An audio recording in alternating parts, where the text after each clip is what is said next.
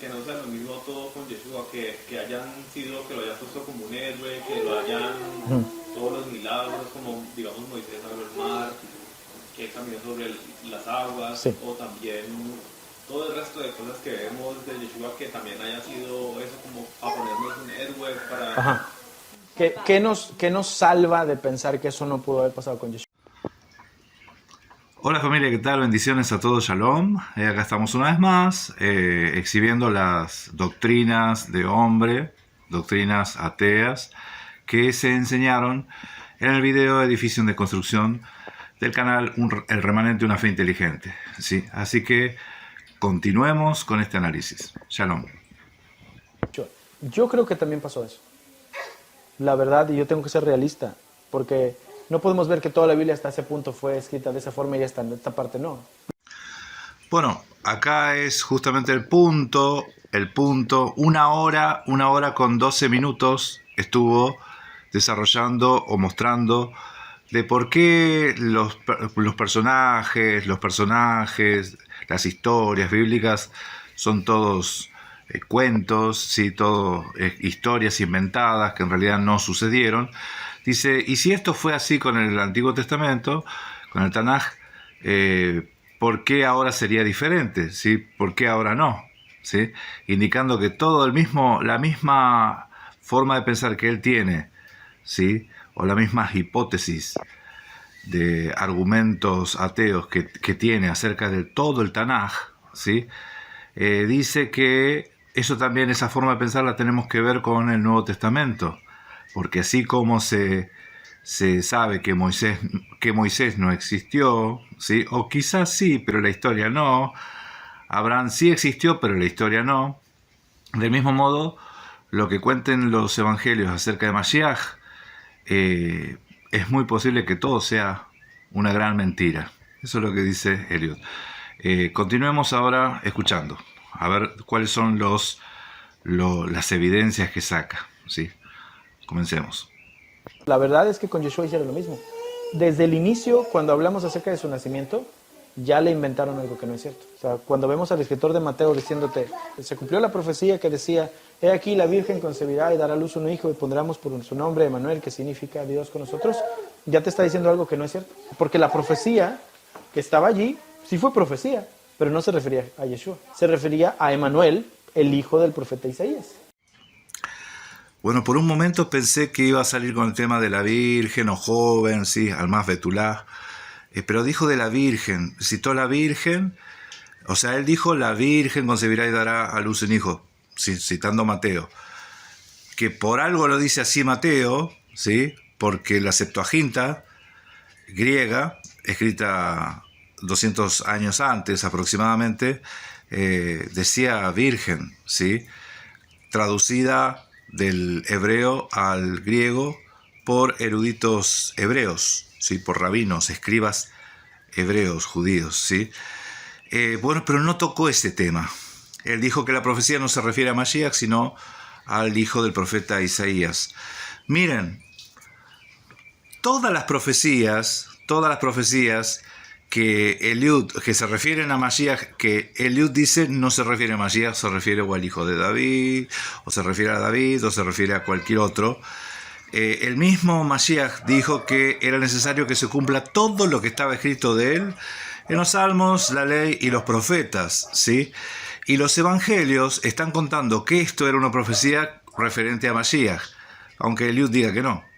Sin embargo, ¿sí? El hijo del profeta Isaías se llamaba Immanuel, ¿sí? Ahora, ¿se cumple en ese? O sea, ¿estaba profetizando acerca de su hijo? ¿O con el nombre de su hijo estaba profetizando?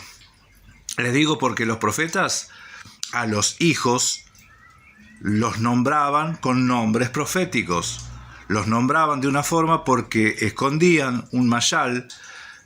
Alegóricamente estaban profetizando con el nombre de los niños, ¿sí? ¿Sí? No es la única vez que sucede, usted lo va a ver con varios profetas, ¿sí? Entonces el profeta no solamente profetizaba con palabras, el profeta profetizaba con actos. Acuérdense lo que hizo Ágabo, profetizaba con gestos, profetizaba con los hijos también, con los nombres de los hijos. Todo es profecía, todo es profecía. Y de hecho, Mateo, el Evangelio de Mateo, el escritor, atestigua que esa profecía se refiere a Mashiach, y Mashiach mismo dijo que en él se cumple todo lo que estaba escrito acerca de él, ¿sí? Acerca de Mashiach, acerca del Dios con nosotros, en la ley, en los salmos y en los profetas, ¿sí? Continuemos. Que está en la misma historia de donde sacaron esa profecía. Fue el escritor de Mateo que, para poder darle una divinidad a Yeshua que no tenía desde ese momento, esa forma de ver el mundo que en ese entonces trataban de entender, se valió de una supuesta profecía que no era para él. Y otra vez. Bueno, cuando alguien escucha decir estas cosas, ¿sí? A un muchacho, a un joven, si no lo conociera diría, pero bueno, no sabe nada de la Biblia, nunca leyó la Biblia, ¿sí? Pero sin embargo, sabemos que él enseñaba y predicaba en el canal cosas acorde a las Escrituras, acorde a lo que la mayoría cree, ¿sí? La mayoría de la gente que ha seguido el canal, la mayoría de la gente de Raíces Hebreas, más allá de la doctrina, más allá del fundamento de la doctrina, se ve que lo que recibe posteriormente, esta doctrina de hombre, teologías ateas, ¿sí? ¿Qué hizo? Lavó, barrió, sacó todo lo que los conocimientos que él tenía, ¿sí? De las Escrituras, porque aparentemente pareciera como que desconoce todo, ¿sí? Desconoce todo, porque las Escrituras dan testimonio de Mashiach, no solamente en el rol mesiánico, o sea, como hombre, como rey, ¿sí? Como siervo, ¿sí? No solamente en ese rol redentor, ¿sí? Redentivo, no solamente en ese rol, sino también las Escrituras dan testimonio de la divinidad, ¿sí? Repetidas veces. Entonces, pero y uno dice, pero ¿y qué le pasó? Bueno, ¿qué le pasó? Le pasó que le escuchó a la serpiente, y ese veneno barrió con todo el conocimiento que él tenía de las Escrituras y lo reemplazó por un conocimiento ateo, ¿sí? Por un conocimiento que descree lo que las mismas Escrituras están afirmando. Las mismas Escrituras te están confirmando, declarando. Él descree. ¿Por qué? Porque ha prestado oído a otras cosas. Yo creo en Yeshua. Para mí Yeshua es mi Salvador, pero tengo que verlo como es. Bueno, eso por ahora, ¿sí? Por ahora, porque así como va, no tiene por qué creer que Mashiach es su Salvador, si no hay ninguna profecía que se refieran a él. O sea, ¿qué diferencia hay entre él y Moisés?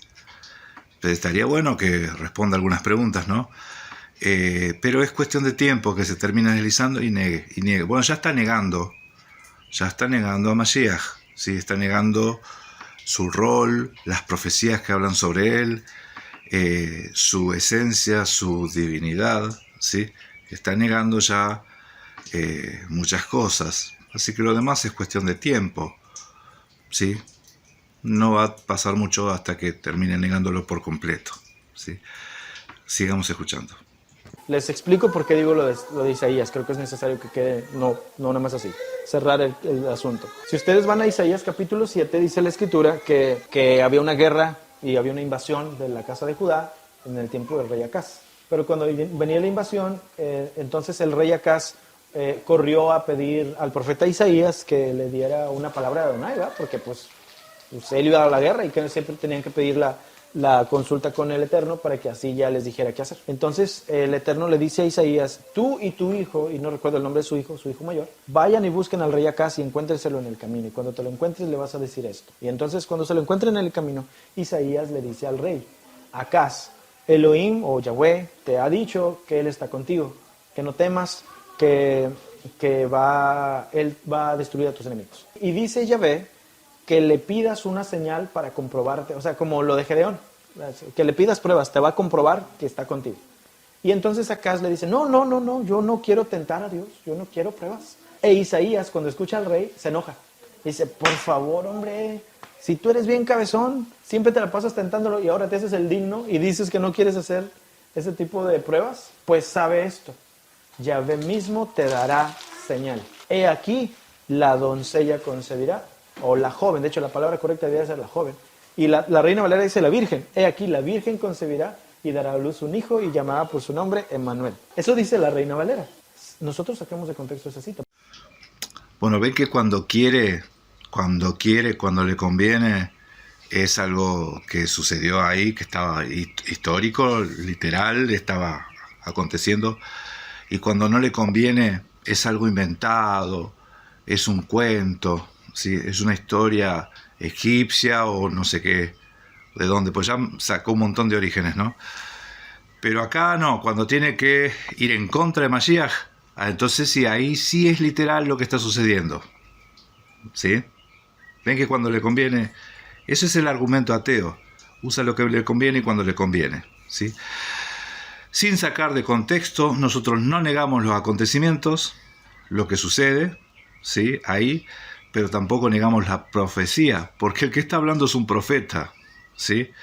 Y con respecto a la virgen, ahora sí dijo, joven, no virgen, sí, joven, no virgen, eso usted lo puede traducir ahora, ¿sí? Pero en el año 150 antes de Mashiach, ¿sí? Cuando se escribe, más o menos promedio, ¿no? Cuando se escribe la Septuaginta, siglo II antes de Mashiach, ahí para ser más preciso, 70 ancianos hebreos, 72 dice la historia, ¿no? Tradujeron los escritos hebreos del Tanaj al griego. Y cuando estos eruditos la transcriben y traducen, la palabra que en la actualidad se traduce como joven, ¿sí? Ellos tradujeron como virgen. Virgen, ¿sí?